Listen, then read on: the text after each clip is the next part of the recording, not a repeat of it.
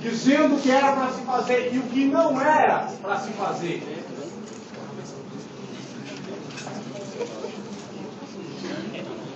A defesa insiste que a norma revogou a norma anterior. Só que, segundo Kelsen, que inclusive foi muito usado por Hitler, que adotou o positivismo e que valeu para o sobrenome da lei, o próprio Kelsen disse que uma lei, ela só vale quando ela vem de outra lei válida e hierarquicamente igual ou superior. Como essa lei que foi criada pelo legislador, mas o que ficou bem claro aqui é que ele só deu uma parte. A parte que o único deputado condena os denunciantes.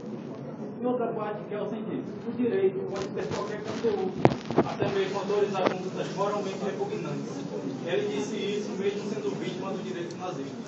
Com licença, aqui, eu queria falar, o pessoal da defesa fazer uma ressalva que acabou o trabalho dos protestos. Então, por favor, não mais. Não solicito. Realmente ele defendia o positivismo. Mas tinha outro colega dele, também chamado Paulo, que também defendia o positivismo.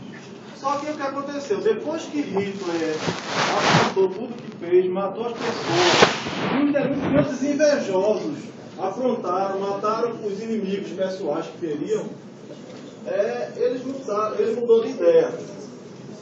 Veja só, em 1832, Redbruce disse o seguinte: é dever profissional do juiz validar a reivindicação do direito pela validade, sacrificar o próprio certo por causa do comando impositivo do direito, de perguntar o que é jurídico, se não é justo. Quer dizer, ele aplicava o direito cegamente. Depois que passou o nazismo, que ele foi perseguido, ele mudou de ideia. Ele disse o seguinte: quando a gente conscientemente desmente essa vontade, o desejo de justiça, como quando arbitrariamente concede ou nega certos direitos naturais da pessoa humana, carecem estar neles de qualquer validade e não lhes deverá obediência e não deve ser aplicado. Então vocês vejam que eles aprenderam. Inclusive depois do nazismo, foi o que aconteceu. Apareceram os direitos humanos. Foi para que esse caso que a gente está julgando aqui não acontecesse mais. Então essas pessoas que estão lá cobrando de vocês, jurados, uma posição que julguem o sofrimento dessas pessoas, elas querem ver as pessoas punidas. Certo? Redbruce foi o primeiro filósofo a combinar o justnaturalismo e o justpositivismo. Por quê? O positivismo dizia: olha, a lei do jeito que ela tiver, ela pode ser terrível, ela deve ser aplicada. Pode dizer que mate seu pai, sua mãe, você tem que aplicar. Quando vocês concordam com isso, você já fez certo, mesmo que isso contrarie tudo que você aprendeu desde pequeno, tudo que seu coração, sua consciência diz que é certo.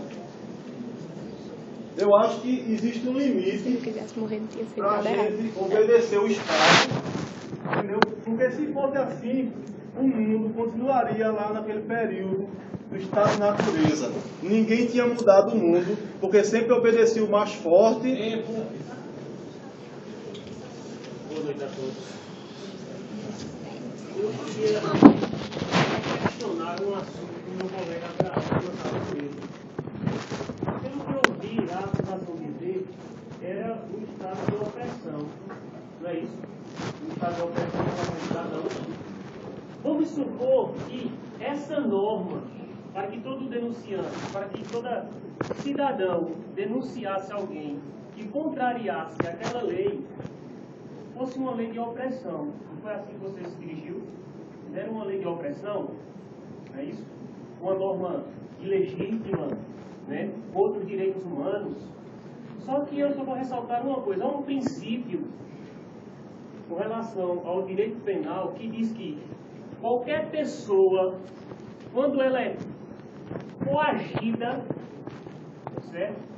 Com força física, com força intelectual, a cometer qualquer ato que seja ilícito com relação à norma, a tipicidade desse crime é retirado dela.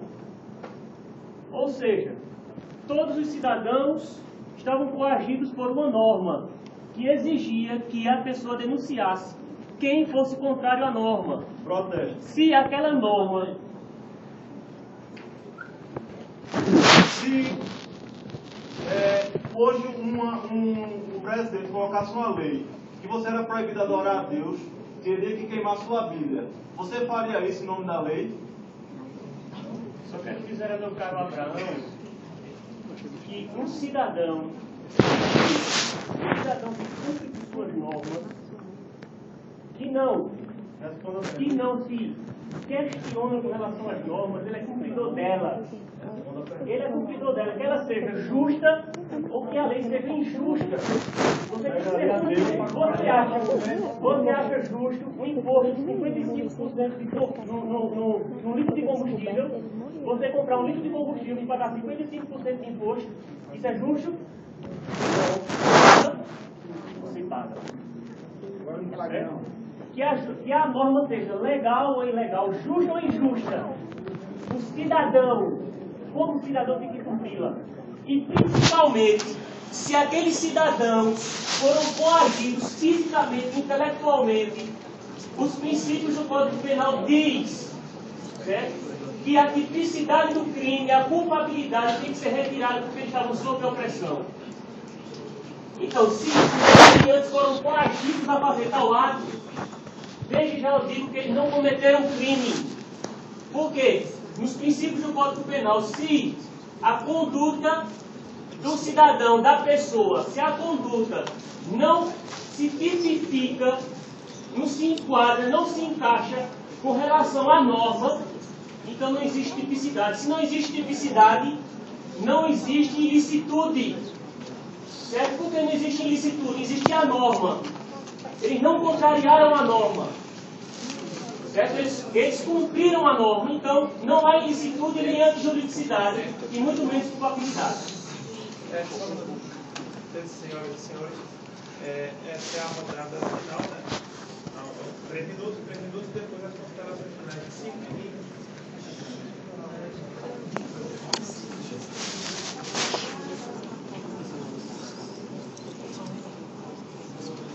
Gente, tem uma frase que diz o seguinte: mais crimes são cometidos em nome da obediência do que da desobediência. O perigo real são as pessoas que obedecem cegamente qualquer autoridade. Vocês viram o que ele disse? Ele disse que era capaz de rasgar a Bíblia, amaldiçoar Deus, se uma lei mandasse.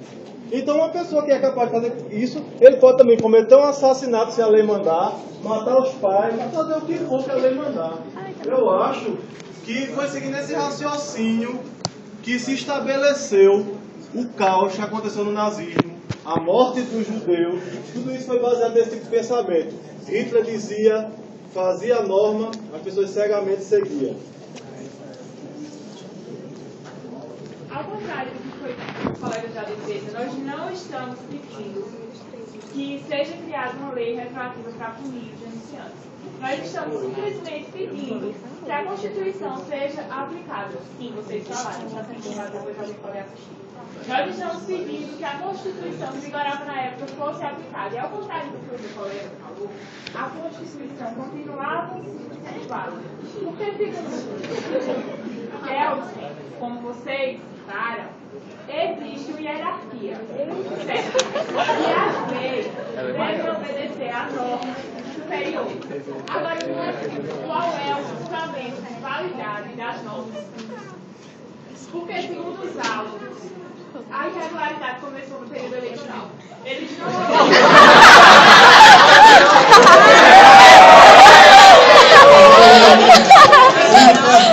Bota moral, hein?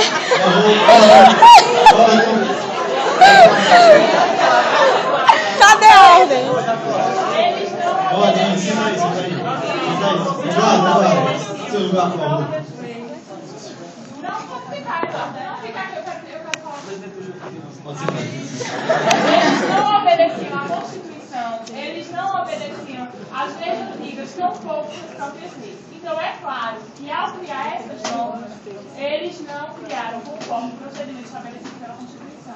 Portanto, segundo Hans Kelsen, tão citado por vocês, as normas deles não tinham validade alguma, certo?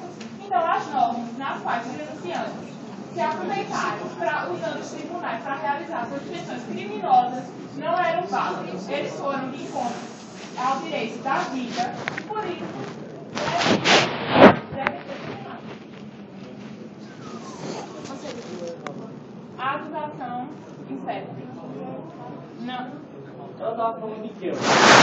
Mas Kelsen fala, a validade de uma ordem jurídica independe de sua concordância com qualquer sistema moral. Mas ela está dizendo que Kelsen não é positivista e está dizendo que está errado. Eu não disse que ele não era positivista. Ele está contrariando. Eu não disse que ele está errado.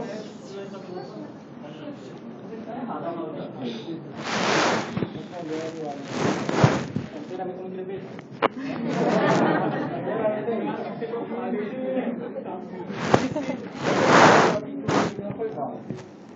Eu já me critiquei.